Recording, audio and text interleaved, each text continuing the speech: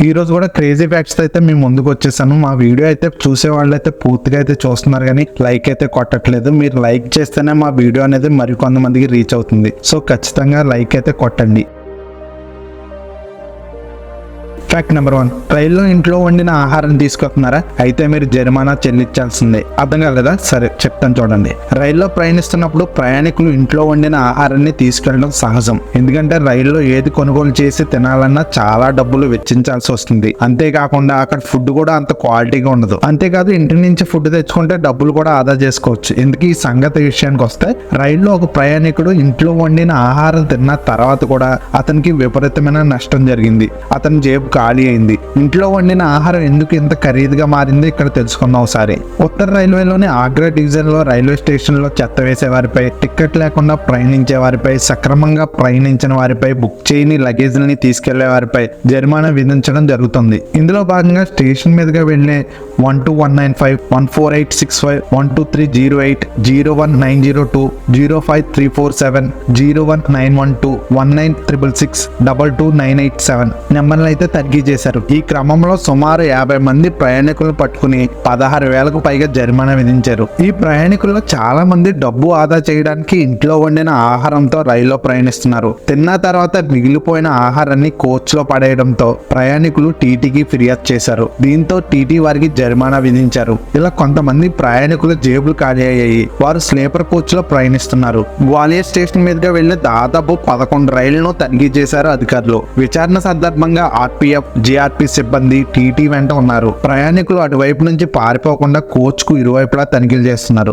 Ticket లేకుండా ప్రయాణించడం, book చేయని లగేజీ, చెత్తా చెదారం, పొగ తాగడం వంటి వారిని పట్టుకుని జరిమానా విధించారు. వీరిలో చాలా మంది ప్రయాణికులు రైలు నుంచి దించేశారు. అందుకే రైలు మన ఇంటి మాదిరిగానే ఉంచుకోవడం పౌరుల కర్తవ్యం కూడా. సో మీకు అర్థమై ఉంటుంది, మీరు ఈ ట్రైన్లో వెళ్ళేటప్పుడు ఇంటి నుంచి ఆహారం తీసుకువెళ్ళినా అది మాత్రం డస్ట్బిన్ లోనే వేయండి, లేకపోతే కవర్ లో పెట్టుకుని డస్ట్బిన్ వచ్చాక దాంట్లో పడేయండి. అంతేగాని ఇష్టం వచ్చిన సారంగా ట్రైన్లో అయితే పడేయకండి, లేకపోతే ఫైన్ కట్టాల్సి వస్తుంది. ఫ్యాక్ట్ నెంబర్ 2, చక్కెరకు పటికి బెల్లంకి ఉన్న తేడా ఏమిటి? చక్కెర మరియు పటికి బెల్లం రెండు ఒకే మూలం నుండి వచ్చినప్పటికీ వాటి మధ్య కొన్ని ముఖ్యమైన తేడాలు ఉన్నాయి. చక్కెరను చెరుకు రసం నుంచి తయారు చేస్తారు. ఇది తెల్లగా స్ఫటికాకారంలో ఉంటుంది. చక్కెరలో సాధారణంగా సుక్రోజ్ మాత్రమే ఉంటుంది. చక్కెరను తయారు చేసేటప్పుడు చాలా ప్రాసెసింగ్ జరుగుతుంది. చక్కెరలో పోషకాలు చాలా తక్కువగా ఉంటాయి. చక్కెరను ఎక్కువగా తినడం వల్ల ఆరోగ్యానికి హాని కలిగించవచ్చు. చక్కెరకు బెల్లంకి ఉన్న తేడా ఏమిటి? చక్కెర మరియు బెల్లం రెండు ఒకే మూలం నుండి వచ్చినప్పటికీ వాటి మధ్య కొన్ని ముఖ్యమైన తేడాలు ఉన్నాయి.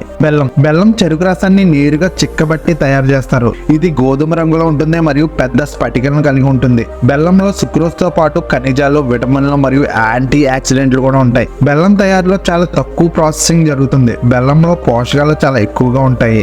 బెల్లంను మితంగా తినడం వల్ల ఆరోగ్యానికి మంచిది. టోటల్ గా చెప్పాలంటే ఆరోగ్యకరమైన ఎంపిక కోసం చూస్తున్నట్లయితే బెల్లం చక్కెరకు మంచి ప్రత్యామ్నాయం. అయితే మీరు రుచిని మరింత ఇష్టపడితే చక్కెరని ఎంచుకోవచ్చు. నేనైతే బెల్లాన్ని యూజ్ చేయమంటాను. మాక్సిమం చెరకు బెల్లాన్ని యూజ్ చేయండి, లేకపోతే తాటి బెల్లం ఇలాగా మాత్రం యూజ్ చేయండి. బెల్లంలో కూడా తెల్లగా అంటే పసుపుగా ఉంటుంది చూడండి, అలాంటి బెల్లాన్ని అయితే అవాయిడ్ చేయండి. ఫ్యాక్ట్ నెంబర్ 3, ఇప్పుడు నేను చెప్పే జాబ్ మీకు చాలా ఆశ్చర్యం అనిపించవచ్చు. ఎందుకంటే సంవత్సరానికి 30 కోట్లు ఇస్తారు, కానీ ఎవరు ఈ జాబ్ కి అయితే వెళ్ళడం లేదు. ఇంతకీ వివరాలు ఏంటో తెలుసుకుందాం ఒకసారి. అసలే నిరుద్యోగం, తక్కువ జీతమని సరే చేస్తామంటూ ముందుకు వచ్చేవారు చాలా మంది ఉంటారు. అలాంటిది ఒక దగ్గర 30 కోట్లు ఇస్తామంటే కూడా ఎవరు ముందుకు రావడం లేదు. జీవితంలో సంతోషంగా బతకాలంటే కావాల్సిన కనీస అవసరాల్లో ఉద్యోగం ఒకటి. ప్రపంచవ్యాప్తంగా అనేక రకాల జాబ్స్ ఉన్నప్పటికీ నిరుద్యోగం కూడా ఉంటుంది. అందుకే కొన్నిసార్లు తక్కువ జీతమైనా సరే చేస్తామంటూ ముందుకు వచ్చేవారు చాలా మంది ఉంటారు. నెలకు 15 నుంచి 30,000 శాలరీ వచ్చిన ఆ జాబ్లకి ఫుల్ డిమాండ్ ఉంటుంది. అలాంటిది ఒక దగ్గర 30 కోట్లు ఇస్తామంటే కూడా ఎవరు ముందుకు రావడం లేదు. కారణం ఏమిటో చూద్దాం ఒకసారి. అంత పెద్ద మొత్తంలో శాలరీ ఇస్తారంటే డ్యూటీ దట్టమైన అడవుల్లో అయి ఉంటుందని అనుకుంటే పొరపాటే మీరు. అలాంటిది ఏం లేదు. అయినా జనాలు భయపడుతున్నారు. కారణం ఏమిటంటే ఆ ఉద్యోగం చేయాల్సిన ప్లేస్ ఈజిప్ట్ సముద్రంలోని పోర్ట్ ఆఫ్ అలెగ్జాండ్రాలోని ఫారెస్ట్ లైట్ హౌస్. ఇక్కడ ఎల్లప్పుడూ లైట్ ఆన్ లోనే ఉండేలా చూసుకోవడానికి, అవసరమైతే స్విచ్ ఆన్ ఆఫ్ చేయడానికి ఒక ఉద్యోగి కావాలని నిర్వాహకులు కోరుతున్నారు. ఇంతకు మించి అక్కడ మరో పని ఉండదు. అలా చేయాలని, ఇలా చేయకూడదని కూడా ఎవరు ఒత్తిడి చేయరు, ఫోన్లు కూడా చేయరు. జీతం మాత్రం ఏడాదికి 30 కోట్లు తప్పకుండా ఇస్తారు. అయినా ఎవరో ఆసక్తి చూపట్లేదు. వర్క్ ప్లేస్ సముద్రం మధ్యలో ఉండడం, రాత్రింబవళ్ళు లైట్ ఆగిపోకుండా చూసుకున్న ఉద్యోగి తప్ప ఇంకెవ్వరూ అక్కడ ఉండకపోవడమే ఇందుకు కారణం. పైగా సముద్రపు అలలు ఎగిసిపడుతుంటాయి, ఒక్కోసారి ఊరుగాళ్ళు విస్తుంటాయి. భయం వేసినా సంతోషం అనిపించినా చెప్పుకోవడానికి ఎవ్వరు ఉండరు, అంటే ఒంటరిగానే ఉండాల్సి వస్తుంది. దీంతో సంవత్సరానికి 30 కోట్లు ఇస్తామన్న ఆ ఉద్యోగం చేసేందుకు ఎవరు ఇంట్రెస్ట్ చూపించడం లేదు. పోర్ట్ ఆఫ్ అలెగ్జాండ్రాలోని పారోస్ లైట్ హౌస్ అక్కడ చాలా ముఖ్యమని నిపుణులు చెప్తున్నారు. ఎందుకంటే సముద్రంలోని ఏరియాకు నౌకలు రాకుండా వార్నింగ్ సిగ్నల్ ఇచ్చేందుకు దాన్ని నిర్మించారు. ఈ ప్రాంతంలో పెద్ద పెద్ద రాళ్లు ఉంటాయని, అందుకోసం నౌకలు ఆ వైపు వస్తే డ్యామేజ్ అవుతాయని చెప్తుంటారు. ఈ హెచ్చరిక జారీ కోసమే అక్కడ లైట్ ఎల్లప్పుడూ వెలుగుతూనే ఉండాలి. ఒకవేళ అది నీళ్లలో మునిగిపోతుందనే భయం కూడా లేదు.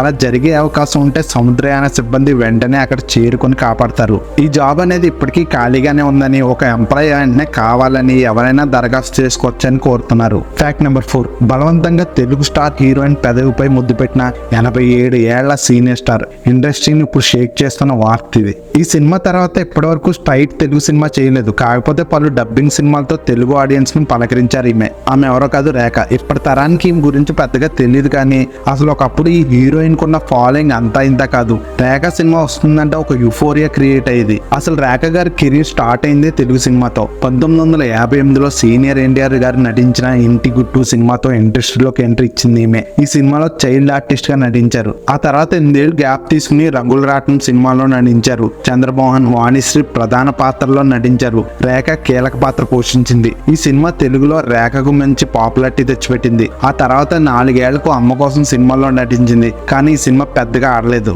అంత బాగానే ఉంది. ఈ సినిమా తర్వాత ఇప్పటి వరకు స్ట్రైట్ తెలుగు సినిమా చేయలేదు. కాకపోతే పలు డబ్బింగ్ సినిమాలతో తెలుగు ఆడియన్స్ ను పలకరించింది ఈమె. ఇప్పటి తరానికి రేఖ యాడ్స్ ద్వారా సుపరిచితం అంతే. ఇక ఇది ఎలా ఉంటాయి, హీరోయిన్ తన కెరీర్ స్టార్టింగ్ లో జరిగిన ఒక షాకింగ్ ఇన్సిడెంట్ గురించి ఈ మధ్య ఒక ఇంటర్వ్యూలో తెలిపారు. అదేంటంటే, ఈ నటి తన 15 ఏళ్ల వయసులో ఉన్నప్పుడు అంజనా సాఫర్ అనే సినిమా చేసింది. అప్పటి స్టార్ బిస్వజిత్ చటర్జీ ఈ సినిమాలో హీరో అయినప్పటికీ ఈ హీరోకి అప్పుడు 32 ఏళ్లు. ఆ సినిమా షూటింగ్ టైంలో ఈ హీరోయిన్ పెదవులపై బలవంతంగా ముద్దు పెట్టాడట. దాంతో రేఖ ఒక్కసారికే షాక్ గురై సెట్ లోనే బోర్ నేర్చేశారట. అయితే అప్పటికే ఓ ఇంటిమేట్ సన్యాసం చేస్తుండగా డైరెక్ట్ చెప్పాడని ముద్దు పెట్టుకున్నట్టు బిస్వజిత్ ఒక ఇంటర్వ్యూలో చెప్పారు. అలా మొత్తానికి రేఖ ఒక హీరో వల్ల కెరీర్ స్టార్టింగ్ లోనే రేఖ కన్నీరు పెట్టుకుంది. అది కూడా 15 ఏళ్ల వయసుకే. 69 ఏళ్ల వయసులోనూ బ్యాక్ టు బ్యాక్ సినిమాలతో రేఖ అదరగొడుతుంది. మరోవైపు బిస్వజిత్ చటర్జీ ప్రస్తుతం 87 ఏళ్లతో ఉన్నారు.